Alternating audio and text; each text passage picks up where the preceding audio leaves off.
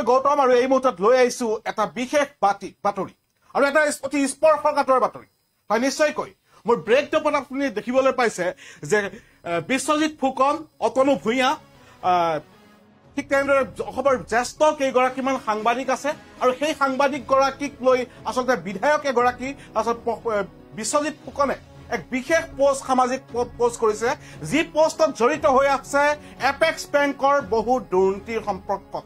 আৰু তেওঁ নিজকে আচলতে নিজৰ সম্পৰ্কত মন্তব্য কৰি কৈছে যে এই চাৰিজন সাংবাদিকে আচলতে যেতিয়া এপেক্স বেংকৰ লৈ আহিব আৰু বিভিন্ন তথ্য পাতি চাব তাৰ পাছত এপেক্স বেংকত প্ৰকৃততে দুৰ্নীতি হৈছে নে নাই সেই সম্পৰ্কত অসমৰ ৰাইজক এক নিৰ্ভৰযোগ্য উত্তৰ দিব বুলি বিধায়কগৰাকীয়ে সৰুপথাৰ বিধায়ক বিশ্বজিৎ ফুকনে এটা সামাজিক মাধ্যম পোষ্ট কৰিছে আৰু এই মাধ্যম পোষ্টত তেওঁ স্পষ্টকৈ জনাইছে আচলতে চাৰিজন সাংবাদিককৈ কিয় অসমত আচলতে বিভিন্ন ধৰণৰ সংবাদ প্ৰতিষ্ঠান আছে বিভিন্ন ধৰণৰ সংবাদ কৰ্মী আছে বিভিন্ন ধৰণৰ ব্যক্তি আছে সেই সকলক কিয় নহয় এই সম্পৰ্কত আমি আজি আলোচনা কৰিম কিন্তু প্ৰথমে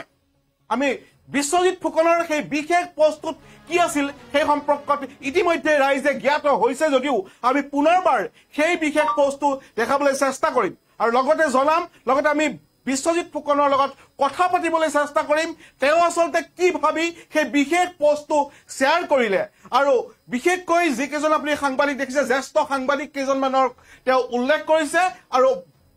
যি এপেক্স বেংকত দুৰ্নীতি হৈছে বুলি বিভিন্ন ধৰণৰ সংবাদ মাধ্যমত বাতৰি প্ৰচাৰ হৈছে আৰু এই সম্পৰ্কত এই বাতৰি পৰিৱেশনৰ সময়ত এই বাতৰি সম্পৰ্কত বিভিন্ন ধৰণৰ প্ৰশ্ন অৱতাৰণা হৈ থাকোঁতেই অসমত এটা অস্থিৰ পৰিৱেশৰ সৃষ্টি হৈছিল এটা সময়তেই বিশ্বজিৎ ফুকনৰ সামাজিক মাধ্যমত পোষ্ট আৰু সামাজিক মাধ্যমত প্ৰতিক্ৰিয়া বিভিন্নজনৰ প্ৰশ্ন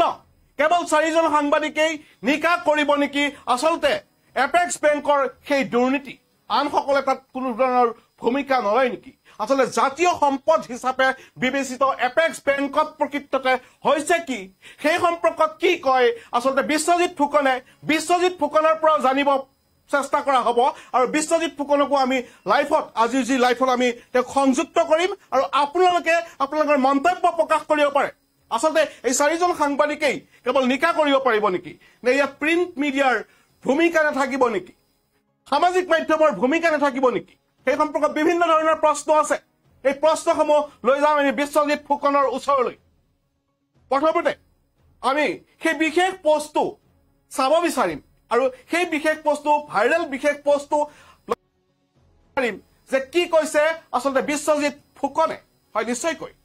আমি পুনৰবাৰ জনাওঁ যে আমি চাৰিজনকৈ সাংবাদিকক আমি দেখাই আছো অতনু ভূঞা নিতুমণি শইকীয়া প্ৰশান্ত ৰাজগুৰু প্ৰণয় বৰদলৈ আৰু বিশ্বজিৎ ফুকনৰ এটা সামাজিক মাধ্যমৰ পোষ্ট আৰু অসমৰ স্বধানধন্য এইকেইজন সাংবাদিক অতনু ভূঞা নিতুমণি শইকীয়া প্ৰশান্ত ৰাজগুৰু আৰু প্ৰণয় বৰদলৈ আৰু এওঁলোকক আচলতে বেংকলৈ মাতিও বিচাৰিছে প্ৰশান্ত ফুকনে আৰু জানিব বিচাৰিছে যে আচলতে এপেক্স বেংকৰ দুৰ্নীতি হৈছে নে নাই এপেক্স বেংকত কি হৈছে সেই সম্পৰ্কত জানিব বিচাৰিছে আৰু তেওঁলোকৰ পৰা জানিব বিচাৰিছে আমি যদি পিচিআৰ টিমক অনুৰোধ জনাম যে সেই বিশেষ পোষ্টটো ইতিমধ্যে স্ক্ৰীনত দেখাবলৈ আমি অনুৰোধ জনাম আৰু লগে লগে আমি সেই বিশেষ পোষ্টটো পঢ়িবলৈও চেষ্টা কৰিম এটা বিশেষ ভাইৰেল সামাজিক মাধ্যম পোষ্ট বিশ্বজিৎ ফুকনৰ এটা বিশেষ সামাজিক মাধ্যম পোষ্ট সেই বিশেষ পোষ্টটোত কি আছে আমি সেই সম্পৰ্কত চাবলৈ চেষ্টা কৰিম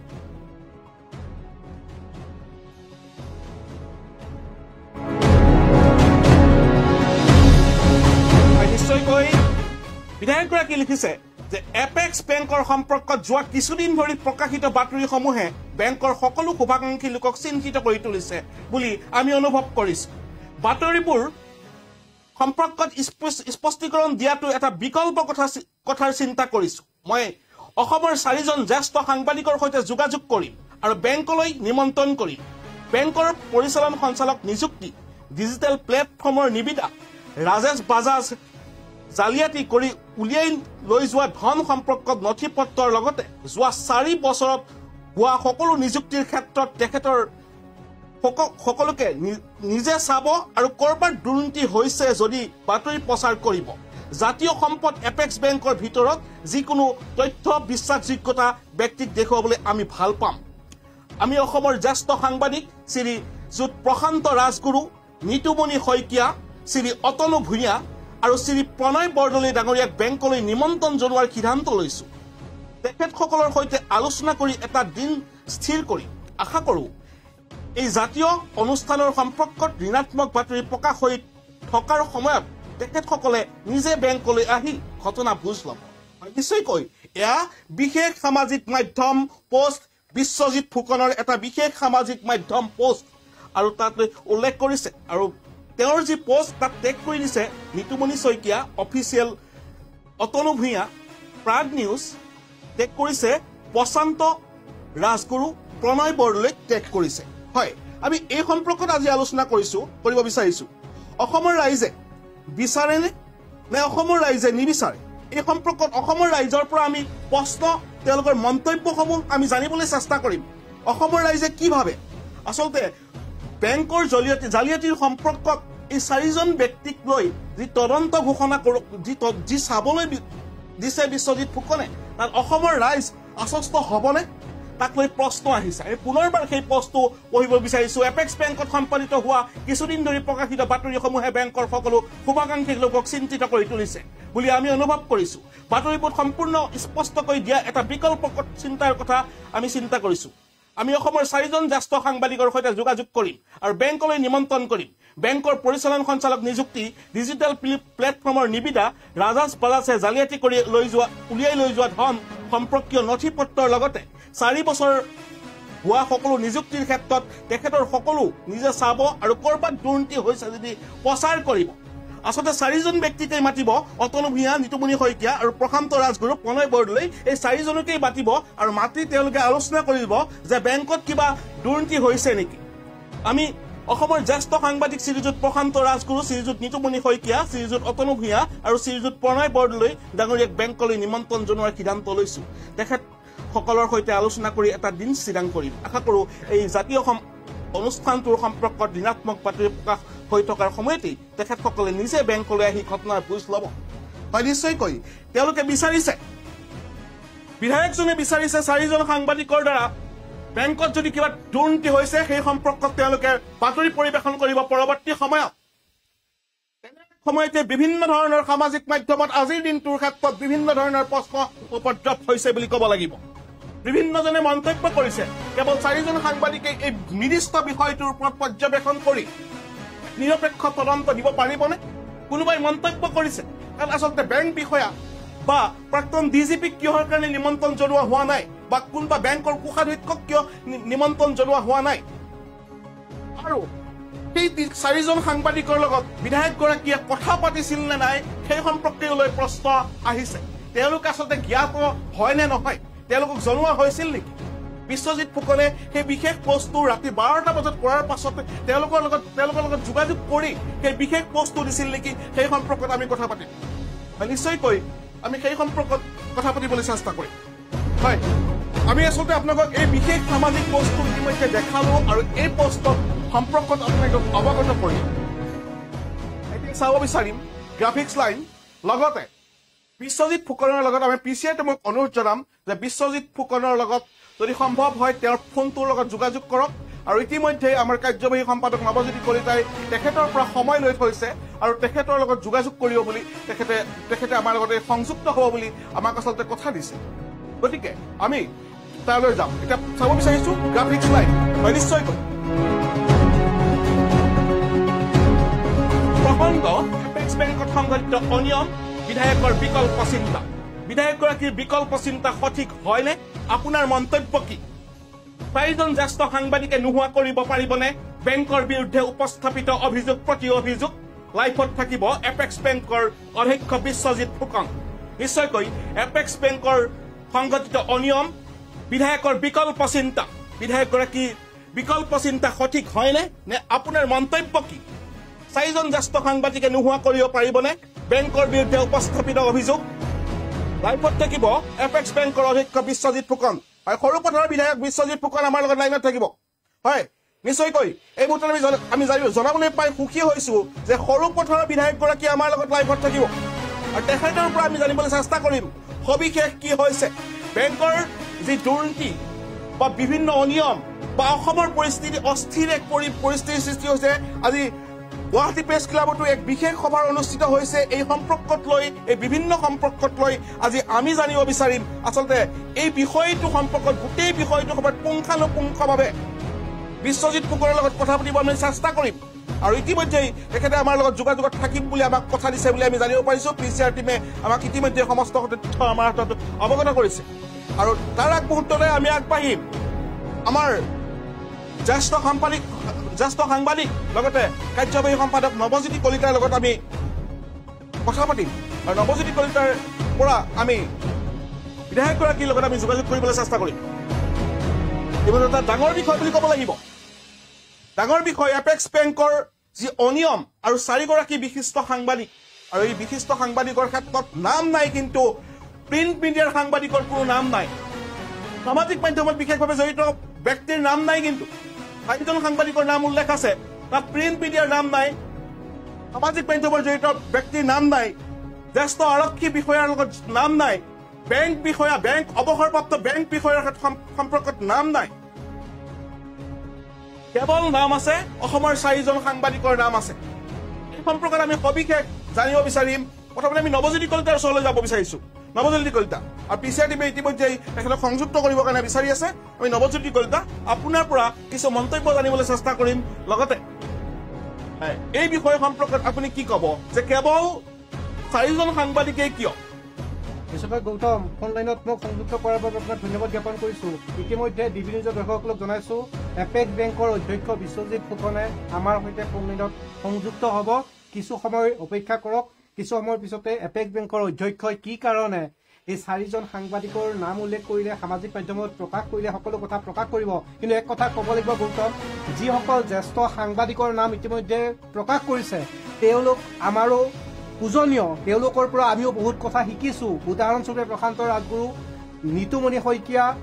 অতনু ভূঞা প্ৰণয় বৰদলৈ এওঁলোকৰ পৰা আমি শিকিছোঁ প্ৰণয় বৰদলৈৰ হাতত হাত ধৰি প্ৰতিবাদ কৰিবও গৈছিলোঁ সাংবাদিকৰ নিৰ্যাতনৰ সময়ত আৰু এতিয়া এপেক্স বেংকৰ অধ্যক্ষ বিশ্বজিৎ ফুকন সৰুপথাৰ সমষ্টিৰ বিধায়ক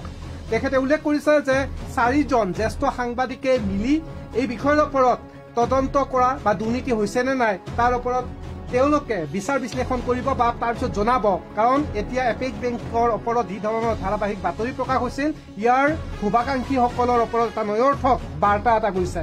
ইয়াৰ যথেষ্টখিনি বেংকৰ বাবে ক্ষতিকাৰক কিন্তু এটা কথা ক'ব লাগিব গৌতম সামাজিক মাধ্যমৰ উপৰিও ডিবি নিউজৰ ডেস্কলৈকে শদিয়াৰ পৰা ধুবুৰীলৈকে আনকি ৰাজ্যৰ ভিন্ন বাহিৰৰ পৰাও ফোন কল আহিছে সকলোৱে উল্লেখ কৰিছে যে ইয়াত প্ৰিণ্ট মিডিয়াক কিয় সংযোগ কৰা হোৱা নাই ৰাজ্যৰ প্ৰশ্ন যে অসমৰ সংবাদ সেৱা নিয়ন্ত্ৰণৰ ক্ষেত্ৰত বা দুৰ্নীতি প্ৰসংগত অকল ইলেক্ট্ৰনিক মিডিয়াত কৰ্মৰত সাংবাদিকসকলেই নিয়ন্ত্ৰণ কৰিব নেকি প্ৰিণ্ট মিডিয়াৰ জ্যেষ্ঠ সাংবাদিকসকলৰ নাম কিয় উল্লেখ কৰা হোৱা নাই এই সমগ্ৰ বিষয়ৰ ওপৰত এতিয়া আমি জানিবলৈ হ'লে অধ্যক্ষ এপেক্স বেংকৰ অধ্যক্ষ বিশ্বজিৎ ফুকনৰ মুখেৰেহে জানিব পাৰিম তেখেতৰ সৈতে ফোন লাইনত সংযুক্ত হ'বলৈ চেষ্টা কৰি আছোঁ কিছু সময় দিয়ক কিছু সময়ৰ পিছতে তেখেতে আমাৰ লগত ডিবি নিউজৰ সৈতে পোনপটীয়াভাৱে লাইভত থাকিব সকলো প্ৰশ্ন কৰিম আৰু যিসকল দৰ্শকে এতিয়া ডিবি নিউজ প্ৰত্যক্ষ কৰি আছে আপোনালোকৰ কিবা জানিব মন আছে নেকি আপোনালোকে অধ্যক্ষগৰাকীক প্ৰত্যক্ষভাৱে কিবা প্ৰশ্ন কৰিব বিচাৰে নেকি অথবা শেহতীয়াভাৱে যি তালিকা প্ৰকাশ কৰিছিল যি 4জন সাংবাদিক জ্যেষ্ঠ সাংবাদিকৰ কথা উল্লেখ কৰিছিল তেওঁলোকৰ সম্পৰ্কে বা প্ৰিণ্ট মিডিয়া সংযোগ কিয় কৰা হোৱা নাই এই সম্পৰ্কেও যদি আপোনালোকৰ কিবা প্ৰশ্ন আছে প্ৰশ্ন কৰিব পাৰে গৌতম এটা কথা আপুনি আপোনাৰ প্ৰতিবেদনত আপুনি জনাব পাৰে দৰ্শকসকলক বা ময়ো জনাই দিছোঁ ডিবি নিউজৰ দৰ্শকসকলক যে লাইভত আমি এপেক্স বেংকৰ অধ্যক্ষ বিশ্বজিৎ ফুকনক পাম নিশ্চয়কৈ নব আপোনাক ধন্যবাদ জ্ঞাপন কৰিছোঁ PCR টিমক জনাম PCR টিম চাওক আমাৰ লাইন যিটো সংযুক্ত হৈছে তেতিয়াহ'লে PCR টিমক জনাইছোঁ এই মুহূৰ্তত আমি অসমৰ ৰাইজে উত্তৰ পাব আজি এই মুহূৰ্তত পুনৰ জনাওঁ বিশ্বজিৎ ফুকনে সেই সামাজিক মাধ্যমত কিহৰ বাবে 4জন জ্যেষ্ঠ বিশিষ্ট সাংবাদিকৰ নামেই ৰাখিলে অসমত আৰু জ্যেষ্ঠ সাংবাদিক নিশ্চয় আছে বুলি ৰাইজে ভাবে কিন্তু বিশ্বজিৎ ফুকনৰ চিন্তা কিয় বিকল্প চিন্তা কিয় আচলতে বিভিন্ন ক্ষেত্ৰত তেওঁ এই বিষয়টো গোটেই বিষয়টো CBI বা বিভিন্ন বিভাগক নিদি আচলতে 4জন সাংবাদিকৰ ওপৰত তেওঁৰ কিয় আস্থা 4জন সাংবাদিকৰ আস্থা আনসকলৰ ওপৰত অনাস্থা নেকি কি কয় ৰাইজে কি কয় মন্তব্য কৰিব পাৰে আমি লাইনত সংযুক্ত হ'বলৈ চেষ্টা কৰিছো কিছু সময়ৰ পিছতে তেখেতৰ সৈতে ফোনত সংযুক্ত হ'ম আপুনি কোৱাৰ ধৰণে অসমৰ ৰাইজে আজি প্ৰশ্নৰ উত্তৰ পাব প্ৰতিটো প্ৰশ্নৰ উত্তৰ পাব ৰাইজে নিজেই এতিয়া ব্যক্তিগতভাৱে আমাৰ যি লাইভ চলি আছে এই লাইভত যদি তেওঁলোকে কমেণ্ট কৰে সেই প্ৰশ্নটো আমি সুধিবলৈ চেষ্টা কৰিম অধ্যক্ষ বিশ্বজিৎ ফুকনক আজিৰ দিনটোত সাংবাদিকৰ সুৰক্ষা বিচাৰি গুৱাহাটী প্ৰেছ ক্লাবত এখন সভাও হৈছিল আৰু এই সময়তেই আমি বিশ্বজিৎ ফুকনক ফোন লাইনত পাম কিছু সময়ৰ পিছতে ইতিমধ্যে পিচিআৰ টিমে সংযুক্ত হ'বলৈ চেষ্টা কৰি আছে গৌতম আপুনি এটা কথা ক'ব পাৰে যে দীৰ্ঘদিনৰ পৰা এপেক্স বেংক সম্পৰ্ক যি ধৰণৰ XYZ বিভিন্ন ধৰণৰ বা বাতৰি চলি আছিল আৰু সেই সময়তে বিশ্বজিৎ ফুকনৰ বিধেয়ক বিশ্বজিৎ ফুকনৰ নিশা 12 বজাত এটা পোষ্ট আৰু এই পোষ্টটোৰ পিছতে বিভিন্ন মহলত ইতিমধ্যে চৰ্চা যে প্ৰিণ্ট মিডিয়াৰ ক্ষেত্ৰত কিয় বৈষম্য কৰা হ'ল অসমৰ 4জন সাংবাদিকেই জ্যেষ্ঠ সাংবাদিকেই অসমৰ সংবাদ ক্ষেত্ৰৰ নিয়ন্ত্ৰণকাৰী হ'ব পাৰে নে নোৱাৰে এই বিষয়টো প্ৰশ্ন উত্থাপন হৈছে আৰু কৰবাত নহয় কৰবাত এই 4 সাংবাদিকেই অগ্নি পৰীক্ষাৰ সন্মুখীন হ'ব লাগিব নেকি কিয়নো এপেক্স বেংক সম্পৰ্কে যি ধৰণৰ দুৰ্নীতিৰ প্ৰকাশ হৈ পৰিছিল খবৰ প্ৰকাশ কৰা হৈছিল আৰু এওঁলোকে কেনেকে নিৰ্ধাৰণ কৰিব যে এপেক্স বেংকৰ দুৰ্নীতি হৈছে নে নাই গতিকে এই সকলো প্ৰশ্ন অসমৰ ৰাইজেও যদি কিবা কৰিব বিচাৰে তেতিয়াহ'লে কমেণ্ট আকাৰে কৰিব পাৰে আমি কিছু সময়ৰ পিছতে সংযুক্ত হ'বলৈ চেষ্টা কৰিম নিশ্চয়কৈ আচলতে এই এপেক্স বেংকৰ সম্পৰ্কত প্ৰশ্ন কৰাৰ বাবে ইতিমধ্যে বিভিন্ন ধৰণৰ অভিযোগ প্ৰতি অভিযোগ আহিছে প্ৰশ্ন কৰি থকাৰ সময়তেই আচলতে গ্ৰেপ্তাৰ কৰা হৈছে সাংবাদিকক বুলি প্ৰশ্ন কৰা হৈছে কিন্তু আমি জানিবৰ কাৰণে চেষ্টা কৰিম যে প্ৰশ্ন সুধিলেই গ্ৰেপ্তাৰ হয় নেকি সাংবাদিক আৰু যদি তেনে এক চক্ৰই চলি আছে তেন্তে এই জ্যেষ্ঠ সাংবাদিক কেইজনৰ ক্ষেত্ৰতো তেনে এক চক্ৰান্ত চলিব নেকি হয় নিশ্চয়কৈ তেনে এক চক্ৰান্ত চলিব নেকি এতিয়া এটা লাখ টকীয়া প্ৰশ্ন 4জন সাংবাদিকৰ সম্পৰ্কটো 1 লাখ টকীয়া প্ৰশ্ন বিশ্বজিৎ ফুকনৰ নতুন কৌশল নেকি কৌশল ৰচনা কৰিছে নেকি আন এখন নতুন জাল পেলাবলৈ চেষ্টা কৰিছে নেকি বিশ্বজিৎ ফুকনক লাইনত যদি হৈছে পিচিআৰ টিমে দিব পাৰে লগত সংযুক্ত হৈছে বিশ্বজিৎ ফুকন এজন জনপ্ৰতিনিধি আৰু শেহতীয়াভাৱে এপেক্স বেংকৰ যি অধ্যক্ষ আৰু বিভিন্ন ধৰণৰ বিতৰ্কতো তেখেতৰ নামটো সোমাই পৰিছে প্ৰথমে আপোনাক স্বাগতম জনাইছো এতিয়া বিভিন্ন শ্ৰেণীৰ লোকে ডিবি নিউজলৈকেও ফোন কৰিছে বা আমাৰো জানিব মন গৈছে এজন সাংবাদিক হিচাপে শেহতীয়াভাৱে এপেক্স বেংকৰ দুৰ্নীতি সম্পৰ্কে যি বাতৰি প্ৰকাশ হৈছিল আৰু ইয়াৰ পিছত শুভাকাংক্ষীসকলৰ মাজত চিন্তিত হোৱা বুলি কৈছে এপেক্স বেংকৰ আৰু এই দুৰ্নীতি সম্পৰ্কে 4জনকৈ অসমৰ জ্যেষ্ঠ সাংবাদিকক আপোনালোকে নিৰ্বাচন কৰিছে কি ভিত্তিত আপুনি এই ধৰণৰ সিদ্ধান্তসমূহ ল'লে বা কিয় ভাবিলে এই বিষয়ত অলপ জানিব বিচাৰিম কথাটো এনেকুৱা যে এপেক্স বেংকত দুৰ্নীতি হৈছে বুলি কোৱা ব্যক্তিজনে কোনো তথ্যৰ ভিত্তিত দুৰ্নীতিৰ কথা কোৱা নাই এজন অচিনাক্ত ব্যক্তিয়ে চেন্ট্ৰেল ভিজিলেন্স কমিশ্যনলৈ এখন চিঠি লিখিছিলে সেই ব্যক্তিজন কোন তাৰ কোনো খবৰ নাই তেওঁ এখন চিঠি লিখিছিলে যে এপেক্স বেংকত 52 কোটি টকাৰ এটা টেণ্ডাৰ হৈছে কিছুমান অভিযোগ দি পেলাই আৰু নৰ্মেল প্ৰচিডিউৰটো হ'ল যে চেন্ট্ৰেল ভিজিলেন্স কমিশ্যনলৈ যেতিয়া চিঠি যায় কি লাগিলে বিনামী চিঠি হওক বা বেলেগ চিঠি হওক কনচাৰ্ণ ডিপাৰ্টমেণ্টলৈ ষ্টেট গভৰ্ণমেণ্টলৈ ফৰৱাৰ্ড কৰি দিয়ে ষ্টেট গভৰ্ণমেণ্টলৈ যেতিয়া চিঠিখন ফৰৱাৰ্ড হৈ আহে ষ্টেট গভৰ্ণমেণ্টে কনচাৰ্ণ ডিপাৰ্টমেণ্ট বা যিয়ে হওক ক্লেৰিফিকেশ্যন বিচাৰে ঠিক তেনেকৈ ষ্টেট গভৰ্ণমেণ্টৰ কৰ্পৰেশ্যন বিভাগে আমাৰ পৰা ক্লেৰিফিকেশ্যন বিচাৰিছিলে আৰু আমাৰ তৰফৰ পৰা অলৰেডি ৰিটেন ক্লেৰিফিকেশ্যন সেইখিনি দি দিয়া হ'ল আৰু বস্তুটো সেইখিনিতে শেষ হ'ল কাৰণ তাত উল্লেখ কৰা কথাখিনি শুদ্ধ নহয় বুলি বেংকৰ তৰফৰ পৰা জনাই দিয়া হ'ল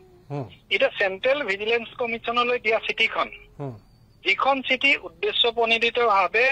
এজন ব্যক্তিয়ে যাৰ কোনো পৰিচয় আমি উদ্ধাৰ কৰিব পৰা নাই আৰু তাৎপৰ্যপূৰ্ণভাৱে বেংকৰ একেবাৰে ভিতৰুৱা কিছুমান কথা তেওঁ তাতে লিখিছে যিজনে বেংকৰ তথ্য দিছিল নাজানো কিন্তু যিটো আমাৰ কাৰণে চিন্তাৰ বিষয় কাৰণ এই তথ্যখিনি পোৱা ব্যক্তিজন হয় বেংকৰ খুব ক্লোজ ব্যক্তি হ'ব লাগিব বেংকৰ ভিতৰৰ ব্যক্তি হ'ব লাগিব নহলে বেংকৰ কোনো মানুহৰ লগত জড়িত হ'ব লাগিব তেওঁলোকে দিয়া চিঠিখনৰ সম্পৰ্কত গোটেই কথাটো সেইখিনিতে শেষ হ'ল এই শেষ হোৱাৰ পাছত কিমান চনৰ কথা বা কিমান মাহ এইটো 1 মাহ 1.5 মাহ আগৰ কথা এইটো মোৰ একজেক্ট ডেটটো মনত নাই কাৰণ আমি ফুল টাইম ডাইৰেক্টৰ নহয় আমি হলো শ্বেয়াৰ হোল্ডাৰৰ পৰা নিৰ্বাচিত হোৱা ডাইৰেক্টৰ তাৰ পাছত বৰ্ড অফ ডাইৰেক্টৰ আমাক চেয়াৰমেন ভাইচ চেয়াৰমেন নিৰ্বাচিত কৰে 5 বছৰৰ কাৰণে কোঅপাৰেটিভ এক্টৰ আণ্ডাৰত আমি নিৰ্বাচিত হওঁ আৰু এই গোটেই প্ৰক্ৰিয়াটোত যিসকলে দিছিলে বা অভিযোগ কৰিছিলে তেওঁলোকে প্ৰত্যক্ষভাৱে কেতিয়াও নিজৰ চেহেৰা দেখুওৱা নাই কিন্তু তেওঁলোকৰ চিঠিখন দেখুৱাই বিভিন্ন নিউজ পৰ্টেল বা কেতিয়াবা নিউজ চেনেলতো নিউজ আহিছে যে এই ৰহস্যজনক চিঠিখনৰ আপুনি পৰিচয় নোপোৱা বুলি কৈছে আৰু ইয়াৰ ওপৰত আপোনালোকৰ এটা নাম দিছে আগতে চাওক আমাৰ বেংকৰ এগেইনষ্টে আগতেও এনেকৈ বেনামী শ্বেয়াৰ হোল্ডাৰ বুলি লিখি বিভিন্ন ৰিজাৰ্ভ বেংকত নাবাৰ্ডত চেন্ট্ৰেল ভিজিলেন্সত এটা প্ৰতিক্ৰিয়াশীল চক্ৰ আছে আমি কিছু নাম জানো তেওঁলোক বেংকৰ প্ৰাক্তন কৰ্মচাৰীৰ পৰা আৰম্ভ কৰি এজন প্ৰাক্তন কৰ্মচাৰী আছে যিজন আগতে বেংকত পইচাৰ গণ্ডগোল কৰাৰ কাৰণে তেওঁ ছাছপেণ্ড হৈছিল আৰু তেওঁ বেংকত পইচা ঘূৰাই দিয়াৰ পাছত তেওঁ ৰিটায়াৰমেণ্টত গ'ল এইখিনি কথা আমি জানো মই বৰ বেছি ক'ব খোজা নাই প্ৰস্তুত উল্লেখ কৰিছে যে পৰিচালন সঞ্চালকৰ নিযুক্তি ডিজিটেল প্লেটফৰ্মৰ নিবিদা আৰু ৰাজেশ ৰাজাছৰ যি জালিয়াতি কৰি উলিওৱা ধন সম্পৰ্কে যি নথিপত্ৰৰ লগতে যোৱা 4 বছৰ হোৱা নিযুক্তিৰ তথ্য তেখেতসকলে নিজে চাব অৰ্থাৎ 4 বছৰৰ আপুনি নিযুক্তিৰ তথ্য সম্পূৰ্ণৰূপে 4 বছৰ কেলে কৈছো মই চেয়াৰমেন হোৱা পিৰিয়ডটোৰ কথা কৈছো তাৰ আগতে ডক্টৰ হিমন্ত বিশ্ব শৰ্মা চেয়াৰমেন আছিলে এই পিৰিয়ডটোৰ সম্পৰ্কত প্ৰশ্ন উঠা নাই মই চেয়াৰমেন হোৱাৰ পাছত যিখিনি ঘটনা ঘটিলে এতিয়া তেওঁলোকে অভিযোগ কৰিছে 52 কোটি টকা টেণ্ডাৰ আহি যেতিয়া টেণ্ডাৰ ডকুমেণ্টছখিনি চাব তেতিয়া গম পাব 52 কোটি হয়নে কিমান হয় তেওঁলোকে কৈছে যে লোৱেষ্ট বিডাৰ থকাৰ পাছতো বেছি পইচা হাইয়েষ্ট বিডাৰক আমি পইচা কাম দিছো তেওঁলোকে আহি যেতিয়া চাবহি তেতিয়া দেখিব যে আমি লোৱেষ্ট বিডাৰকে দিছো তেওঁলোকে আমাৰ কথাটো ভুল প্ৰকৃত তথ্য নজনাকৈ এই কথাখিনি এচাম মানুহে কবলৈ ইমান ভাল পাইছে ব্যক্তিগতভাৱে ডক্টৰ হিমন্ত বিশ্ব শৰ্মা বিশ্বজিৎ ফুকনক বেয়া পাওক তাত কোনো আপত্তি নাই এটা জাতীয় অনুষ্ঠানৰ সম্পৰ্কত নিগেটিভ কথা তাকো মিছা কথা কবলৈ কিছুমান ব্যক্তি ইমান উৎসাহিত হৈছে মই আজি দেখিছো গৌৰৱ গগৈ ডাঙৰীয়াই প্ৰধানমন্ত্ৰীলৈ চিঠি লিখিছে মই ভাল পালোহেঁতেন গৌৰৱ গগৈ ডাঙৰীয়াই যদি মোলৈ এটা ফোন কৰিলেহেঁতেন বা বেংকলৈ যদি এবাৰ আহি ডকুমেণ্টছখিনি চাব খুজিলেহেঁতেন মই তেওঁক দেখুৱাই দিলোহেঁতেন আজি তাৎপৰ্যপূৰ্ণ কথাটো হ'ল এতিয়াও যদি গৌৰৱ গগৈ অথবা কোনোবাই চাব বিচাৰে আপুনি দেখাব ডকুমেণ্ট চাওক মই সকলো মানুহক দেখুৱাই দিব নোৱাৰো কিন্তু যিসকল বিশ্বাসযোগ্য সমাজৰ গুৰুত্বপূৰ্ণ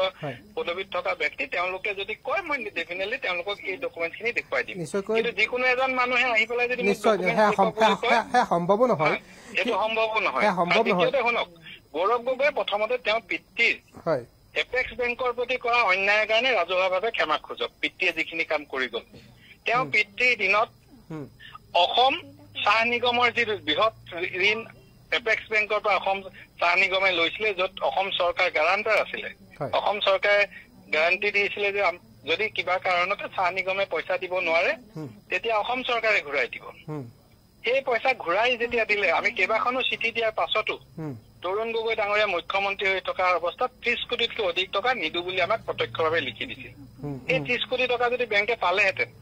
তেতিয়াহ'লে বেংকৰ অৱস্থা তেতিয়া বহুত ভাল হ'লহেঁতেন যিটো কাৰণে তৰুণ গগৈ ডাঙৰীয়া এই বেংকটোৰ অপকাৰ কৰা অন্য এজন ব্যক্তি বুলি মই আজিও ক'ব বিচাৰো দ্বিতীয়তে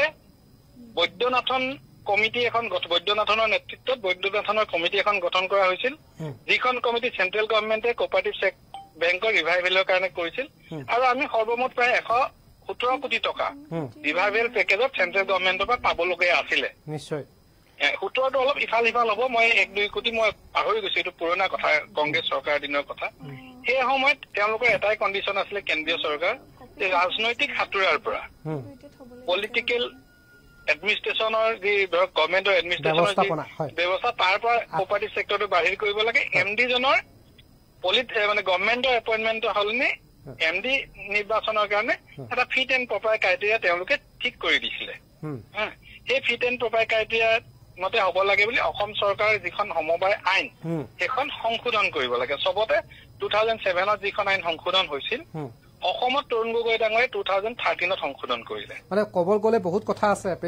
বহুত কথা আছে মই নকওঁ 2013ত যদি সংশোধন নকৰি 2007ৰ হ'লে 8-9তো কৰিলেহেঁতেন এপেক্স বেংকে 113 কোটি টকা পালেহেঁতেন যিটোৰ কাৰণে তৰুণ গগৈ ডাঙৰীয়াই এপেক্স বেংকৰ কাৰণে কেতিয়াও চিন্তা নকৰিলে তাৰ কাৰণে আমি বহুবাৰ তৰুণ গগৈ ডাঙৰীয়াক সাক্ষাৎ কৰিছিলো আজি দেৱব্ৰত শইকীয়া ডাঙৰীয়াই এপেক্স বেংকৰ দুৰ্নীতিৰ কথা কৈছে দেৱব্ৰত শইকীয়াৰ পিতৃ যেতিয়া মুখ্যমন্ত্ৰী আছিল সেই সময়ত অসম সমবায় চেনিকল কংগ্ৰেছৰ ছত্ৰছায়াত কেনেকৈ লুটি পুতি খাই বিক্ৰী কৰা হৈছিল সমবায় খণ্ডৰ কেনেকৈ এপেক্স বেংকৰ 7-8 কোটি টকা কেনেকৈ উইদাউট এনি গ্যাৰাণ্টিড লোন দিয়া হৈছিল সেইখিনি কথা দেৱব্ৰত শইকীয়া ডাঙৰীয়াই এবাৰ চিন্তা কৰি চাওক আনলৈ আঙুলি তোৱালে নিজৰ তেওঁলোকৰ প্ৰয়াত পিতৃ দুজন সন্মানীয় মুখ্যমন্ত্ৰী আছিল গতিকে তেওঁলোকৰ দিনত এপেক্স বেংকৰ কাৰণে তেখেতসকলে কি কৰিছিলে বা পৰৱৰ্তী অৱস্থাত আজিলৈকে এই যোৱা 20টা বছৰত মই 20 বছৰ মোটামুটি 20 বছৰ এপেক্স বেংকৰ লগত জড়িত হৈ আছো বেংকৰ যিটো বেংক জাতীয় অনুষ্ঠান এই জাতীয় অনুষ্ঠানটোৰ বিকাশৰ বাবে দুইজন ব্যক্তি তেওঁলোকৰ দল কোনোবাই জানো কিবা কেতিয়াবা এটা ফোনো যদি কৰিলেহেঁতেন মই ভাল পালোহেঁতেন কিন্তু একো নজনাকৈ কোনো কথা নজনাকৈ তেওঁলোকে দিল্লীত প্ৰধানমন্ত্ৰী ডাঙৰীয়াক দিয়া আবেদন হাস্যকৰ মই সেই আবেদনো ধন্যবাদ জনাইছো যে যাতে যদি কিবা ফৰ্মেল এনকুৱাৰী হয় মই ভাল পাম তেতিয়া মানুহে গম পাব যে ইয়াত একো হোৱা নাই ৰাজেশ বাজাজৰ কথাটোৰ সম্পৰ্কত মই নিজে কেছ দিছো আৰু সেই কেছটো এতিয়া ইডিৰ হাতত আছে তাৰ পাছত তেওঁলোকে কয় যে ৰাজেশ বাজাজৰ কেছটো কিয় এনকুৱাৰী নহল মই গোচৰহে তৰিব পাৰো মইতো এনকুৱাৰী অথৰিটি নহয় মই ইডি প্ৰথমে বিআইত কেছ দিছিলো তাৰপৰা সেই গোচৰটো ইডিৰ হাতত আছে ইডিয়ে ডেফিনেটলি কিবা ভাল ব্যৱস্থা ল'ব আমি আশা কৰি ৰৈ আছো বিআইয়ে বিভিন্নজনক সোধপোছ কৰিছে আৰু ইয়াত কোৱাৰ দৰে কোনো মেনেজিং ডাইৰেক্টৰ মোৰ ঘনিষ্ঠ বা আপোন নহয় মোৰ কাৰণে বেংকটো ঘনিষ্ঠ বেংকটো আপোন কোনো কৰ্মচাৰীক ৰক্ষা কৰা কোনো কৰ্মচাৰীক সুৰক্ষা দিয়া কোনো অভিপ্ৰায় মোৰ নাই মই কোনোবা যদি জড়িত হৈছে চকীদাৰ এজনৰ পৰা আৰম্ভ কৰি যিকোনো পোষ্টৰ যদি এজন ব্যক্তি জড়িত আছে ইডিয়ে ব্যৱস্থা লওক মই তাকে আশা কৰিম মানে সুন্দৰ বাৰ্তা দিছে আপুনি যথেষ্টখিনি সময় দিছে কিন্তু এটা প্ৰশ্ন আৰু আছে যে ইতিমধ্যে আপুনি কৈছে যে বিশ্বাসযোগ্য ব্যক্তিক দেখুৱাবলৈ আমি ভাল পাম আৰু আপুনি অসমৰ জ্যেষ্ঠ সাংবাদিক প্ৰশান্ত ৰাজগুৰু নিতুমণি শইকীয়া অতনু ভূঞা আৰু প্ৰণয় বৰদলৈ 4জন ব্যক্তিক নিমন্ত্ৰণ জনোৱাৰ সিদ্ধান্ত লৈছে এতিয়া প্ৰশ্নটো আহিছে যে এই 4জন ব্যক্তিয়ে কেনেকৈ নিৰূপণ কৰিব সমগ্ৰ বিষয়বস্তুৰ ওপৰত মই তেনেকুৱা একো তেওঁলোকক কোনো ধৰক এনকুৱাৰী কমিটি বা কিবা কৰা নাই যিহেতু সকলো মানুহ আহিবলৈ মইতো একেবাৰে 50জন মানুহৰ লিষ্ট দিব নোৱাৰো প্ৰিণ্ট মিডিয়াৰ কোনো এজন সাংবাদিকক আপোনালোকে সাঙুৰি লোৱা নাই প্ৰিণ্ট মিডিয়া আমি কম এওঁলোকে কৰাৰ পাছত আৰু এবাৰ ধৰি ললো দৰকাৰ হলে প্ৰিণ্ট মিডিয়া আৰু মাতি ইয়াত বিশেষ কেইজনমান ব্যক্তিৰ নাম সন্নিৱিষ্ট কৰাৰ প্ৰয়োজনীয়তা আছে কাৰণ বিষয়টো জাতীয় সম্পদ এপেক বেংকৰ ওপৰত হৈ পৰিছে এতিয়া বহুত বিভিন্নজনে প্ৰশ্ন কৰিছে যে এই 4জন ব্যক্তিয়ে কিয় অসমৰ সংবাদ জগতত অকল এই 4জন ব্যক্তিয়ে নিৰ্ধাৰণ কৰিব নেকি অসমৰ এটা সংবাদ প্ৰতিষ্ঠানে যেতিয়া ইয়াত কিবা এটা আপোনাৰ কথাটো মই একদম বুজিলো হয় মোৰ প্ৰিণ্ট মিডিয়া মতাটো আপত্তি নাই পৰ্টেল মিডিয়া মতাটো আপত্তি নাই মই কালি ৰাতি মই অলপ কিছু মানে এটা নিউজ দেখিলো অলপ নিউজটো দেখি মনটো বেয়া লাগিলে যে বাৰে বাৰে মানুহে এটেক কৰি আছে যিটো মিছা কথা লৈ সঁচা কথা এটা ক'লেতো কোনো বেয়া নাপায় মই যেতিয়া তেতিয়া ডকুমেণ্টছ খিনি চাওক 4জন মান মানুহ মাতি দিওঁ এটা চিম্পল নৰ্মেল এটা ভাৱত বা টিভি নিউজত যিহেতু নিউজটো আহি আছিলে মই ভাবিলো টিভিৰ পৰা 4জন মানুহ মাতি লওঁ ডেফিনেটলি মই প্ৰিণ্ট মিডিয়াৰ মই আশা কৰিম আমাৰ গোষ্ঠীৰ পৰা এজন প্ৰতিনিধি থাকক ডিবি নিউজৰ অথবা আপোনালোকৰ এখন দৈনিক বাতৰি কাকত আছে ডেফিনেটলি আমি মিলাবলৈ যত্ন কৰিম মই আচলতে এতিয়া সমষ্টি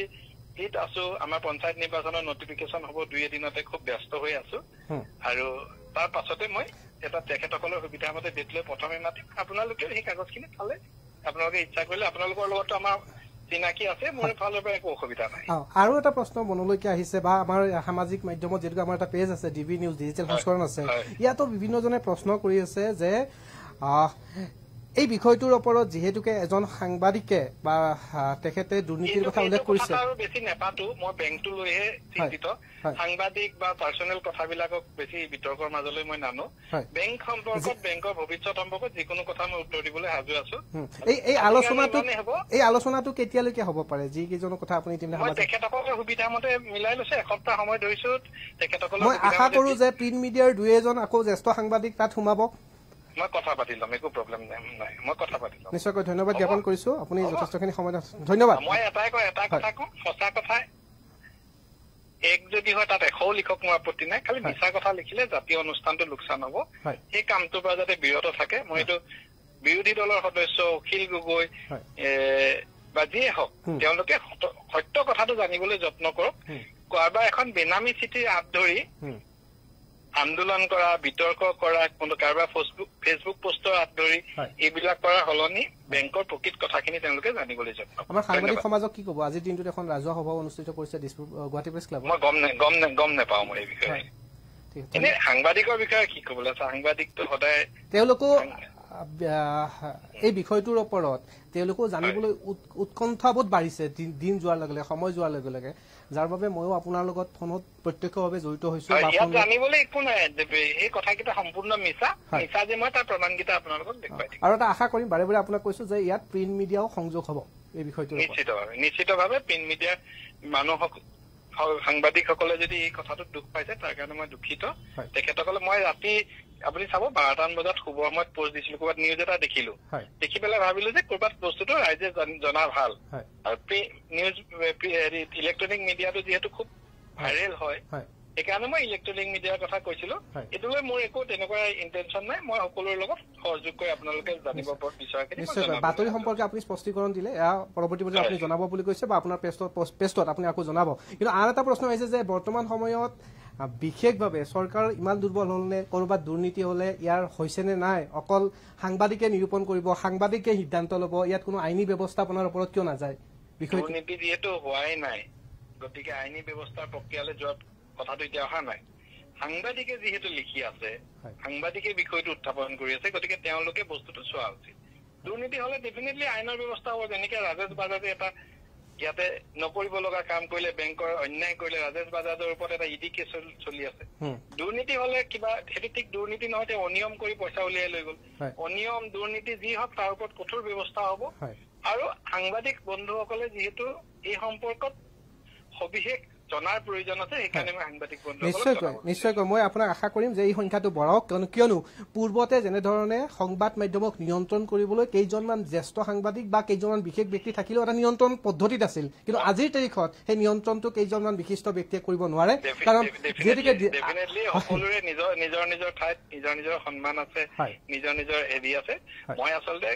মোৰ এপেক্স বেংকৰ যিটো কাৰ্যালয় সেই কাৰ্যালয়টোত বহি কথা পাতিলে 4জন মানুহ বহিব পৰাকে কাৰ্যালয়টো মানে মোৰ সুবিধাজনক দৰকাৰ হলে মই এইখিনি ব্যৱস্থা কৰিম বা দুবাৰ বহিম ইমান ডাঙৰ কথা নহয় হ'ব নিশ্চয়কৈ মই আশা কৰিম পৰৱৰ্তী পৰ্যায়ত সকলোৰে সন্তুষ্ট হোৱাকৈ এখন কমিটি হ'ব আৰু তাত আলোচনা হ'ব মই বিচাৰিছো যে অসমৰ সংবাদ মাধ্যমৰ জ্যেষ্ঠ সাংবাদিক বুলি কোৱাৰ লগে লগে অকল এই 4জনেই নহয় মই আপোনাক পুনৰবাৰ কৈছো জ্যেষ্ঠ আৰু সাংবাদিক আছে অসমৰ সেইসকলৰ নামো সোমাব লাগিব আপোনাৰ কথাটো মই 100% মানিলো উত্তৰ পাইছে ৰাইজে বিশ্বজিৎ ফুকনৰ লগত ইতিমধ্যেই আমাৰ কাৰ্যবাহী সম্পাদক নৱজ্যোতি কলিতাই কথা পাতিলে আৰু তেখেতে বিশ্বজিৎ ফুকনেও এটা বিষয় তেওঁ স্পষ্ট কৰি জনালে কেৱল 4জন সাংবাদিকেই নহয় তেওঁ যি বিকল্প চিন্তা কৰিছিলে সেই বিকল্প চিন্তাত তেওঁ আৰু নতুন চিন্তা সংযুক্ত কৰিছে আমাৰ ফোন কলৰ পাছতেই এতিয়া বিধায়কগৰাকীয়ে নতুন চিন্তা সংযোগ কৰিছে যে প্ৰিণ্ট মিডিয়াকো তেওঁ সংযোগ কৰিব লগে আন এই বিষয়ত জড়িত আন বিষয়সমূহৰ ব্যক্তিকো সংযুক্ত কৰিব কেৱল সেই এপেক্স বেংকৰ কাৰ্যালয় নহয় এটা তাতকৈ ডাঙৰ এটা কাৰ্যালয় তেওঁ ল'ব আৰু এই বিষয়টো আচলতে নিশ্চয় ৰাইজৰ মাজত আলোচনা হ'ব আৰু এতিয়া প্ৰশ্ন হ'ল এই সম্পৰ্কত এপেক্স বেংকৰ যিটো জাতীয় অনুষ্ঠান বুলি উল্লেখ কৰা হয় অসমৰ 4জন বিশিষ্ট সাংবাদিকক যেনেদৰে নিমন্ত্ৰণ জনোৱা কথা আছিলে আৰু আজিৰ তাৰিখত আমাৰ এই ফোন কলৰ পাছতেই তেখেতৰ মনৰ পৰিৱৰ্তন ঘটিছে বুলি ক'ব লাগিব আপুনি আপোনাৰ কমেণ্ট কৰক যে বিশ্বজিৎ ফুকনৰ এই যি নতুন পৰিকল্পনা এই পৰিকল্পনাত আপুনি কিমান শতাংশ বিশ্বজিৎ ফুকনক নম্বৰ দিব লগতে বিষয়টো প্ৰকৃততে তদন্ত কাৰ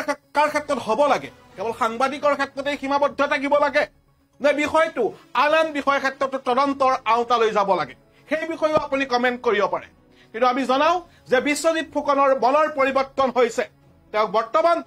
প্ৰিণ্ট মিডিয়াকো তেওঁ আচলতে বিশেষভাৱে গুৰুত্ব সহকাৰে লৈছে বুলি ক'ব লাগিব প্ৰথম অৱস্থাত তেওঁ যিহেতু যেনেকৈ কৈছিলে যে আচলতে ইলেক্ট্ৰনিক মিডিয়া বিষয়টো বহুলভাৱে প্ৰচাৰিত হয় বা নিশা 12 বজাত তেওঁ এটা অতি খৰধৰকৈ পোষ্ট দিব লগা হৈছিল বুলি তেওঁ উল্লেখ কৰিছিলে তাৰ পাছত কিন্তু তেখেতৰ চিন্তাত যেন নতুন যুগৰ এক নতুন চিন্তাৰ সংযোগ হৈছে বুলি ক'ব লাগিব চাই থাকিব ডিবি নিউজ পৰৱৰ্তী প্ৰতিবেদনত আমি আকৌ লগ পাম আজিলৈ বিদায়